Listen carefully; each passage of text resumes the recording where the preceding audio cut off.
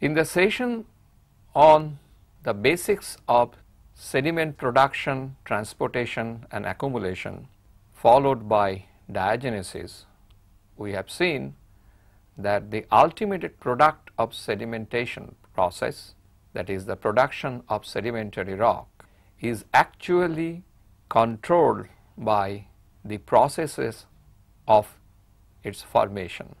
It involves the nature of the weathering agent, the nature of the agents that transported it, and more importantly, the physical, chemical and biological conditions existing at the place of accumulation, that is the factors that control the deposition. Not to mention the post-depositional process of diagenesis also has a very important bearing on the nature of the ultimate product of sedimentation, that is the sedimentary rock. So, sedimentary rocks is the ultimate product of a set of processes operating for a long period of time. Any variation in any of the processes involved is most likely to result in a different kind of sedimentary rock. This is a common thing in all natural processes. As a result, we have a diversity of sedimentary rocks that are different in their chemical, mineralogical composition as well as in their structural details.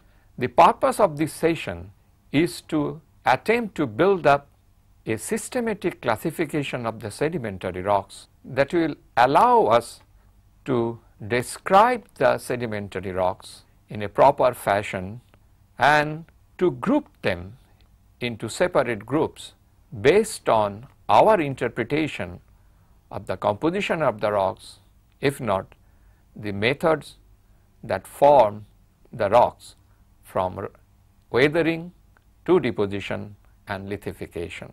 The following table shows the most commonly accepted scheme of classification of sedimentary rocks. If we take a close look at the diagram, we will see there are 3 rows of boxes. The top 2 rows divides the rocks into 2 types, clastic and non-clastic, followed by a group of boxes horizontally aligned giving the different types of sedimentary rocks that are grouped under these 2 headings, and the bottom row shows what are the expected composition of these different types of rocks. The last row of the diagram shows the generalized compositions of the different rocks. There are considerable overlaps in the composition among the different types. One important example is the component biogenic material that can be present in carbonates and can also be found in terrigenous clastic rocks. Similarly, the component lithic fragments can be present among most of the sediments. The first order division is clastic and non-clastic based on mode of origin of the sediments. These 2 are the only 2 textural types found in sedimentary rocks.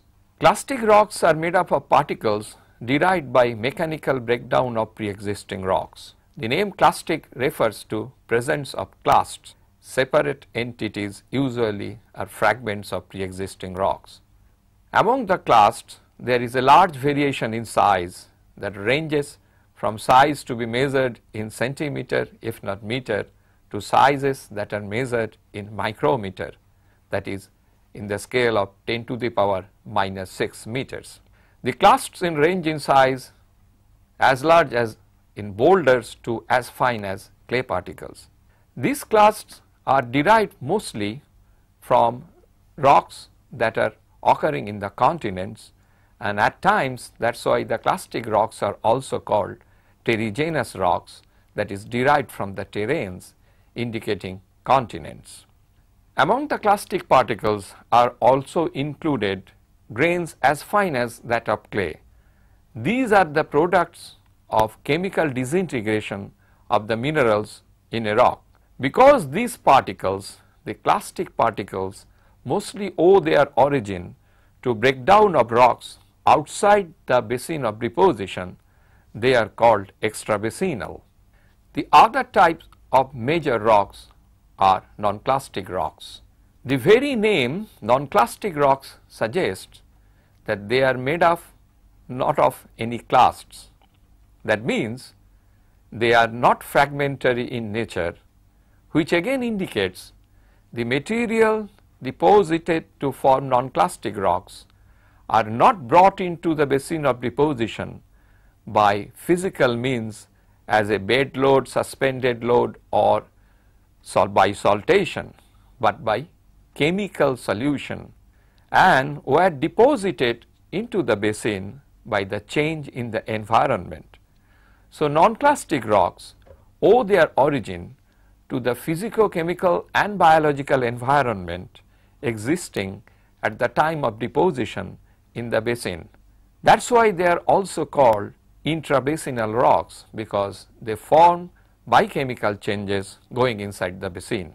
Thus, while the non-clastic rocks tell us a lot about the area from which the sediment is derived, the area is called the provenance, the non-clastic rocks are extremely important in understanding the physical and chemical environment of the basin of deposition.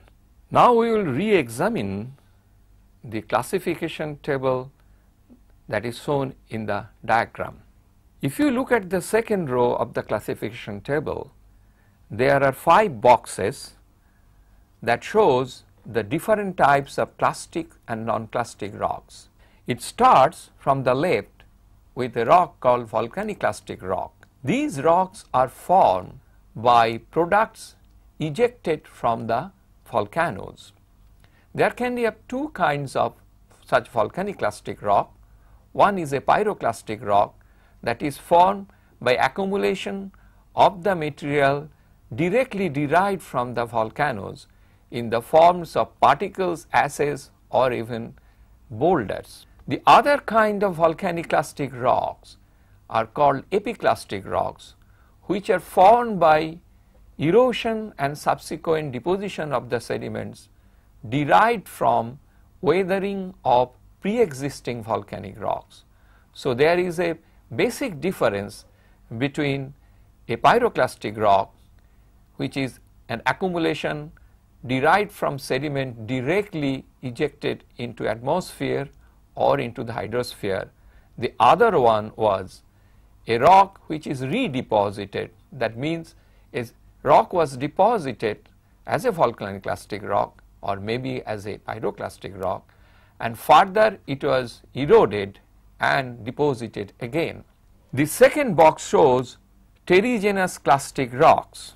As we have discussed, these are made up of clasts derived by mechanical means from pre-existing rocks. There are 3 major kinds shown in the box: the mud rocks, the sandstones, and conglomerates.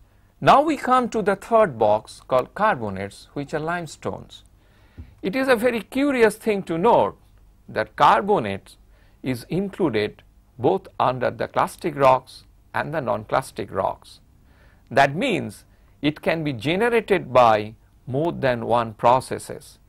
A process dominated by mechanical weathering, transportation, and deposition, and also a process which is basically chemical: dissolution of the material, transportation of the material in solution, and subsequent deposition in the basin by chemical and biochemical means. Therefore, the limestone does not imply any particular type of sedimentary rocks as far as the texture or the genesis is concerned.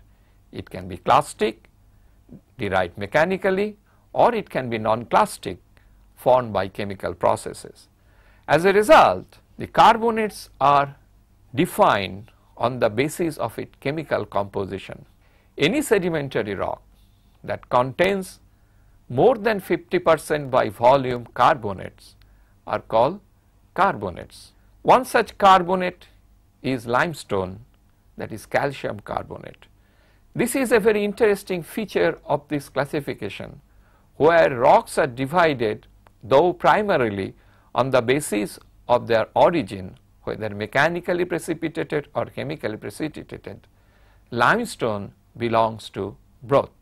Within the non-clastic rocks, the other kind of very curious rocks are evaporites, which are formed by evaporation of water, leading to supersaturation of the dissolved material and subsequent deposition of them.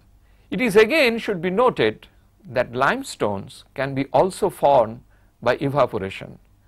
Calcium carbonate rich water, when undergoes tremendous amount of evaporation, the calcium carbonate reaches a supersaturation and it is deposited as limestone. But interestingly, the moment we judge from the composition it is a limestone, it is no longer called an evaporite. Among the other varieties of clastic rocks, there are coal, ironstones, phosphates and siliceous deposits.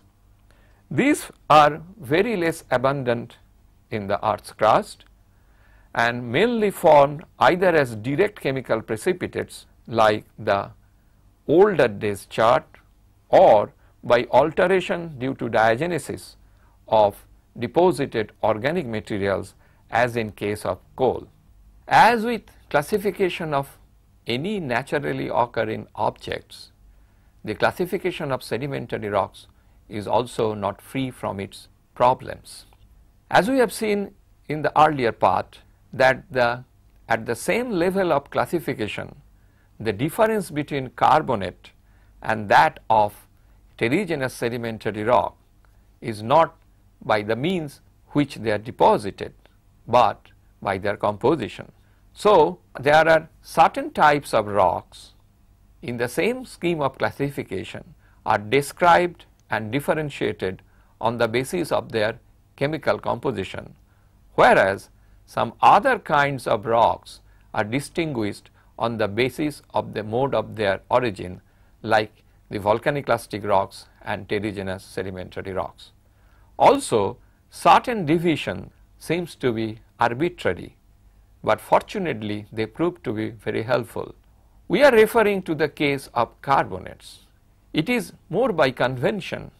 The carbonate rocks are defined as a sedimentary rock, no matter what the texture is a rock that contains more than 50% by volume carbonates. Thus, the classification of sedimentary rocks has its problem, but the utility of this classification lies in the fact that with the help of this classification, the scientists have been able to distinguish the different rock types that are grouped under the broad heading of sedimentary rocks, and these different groups can be interpreted successfully in terms of the processes that produce them.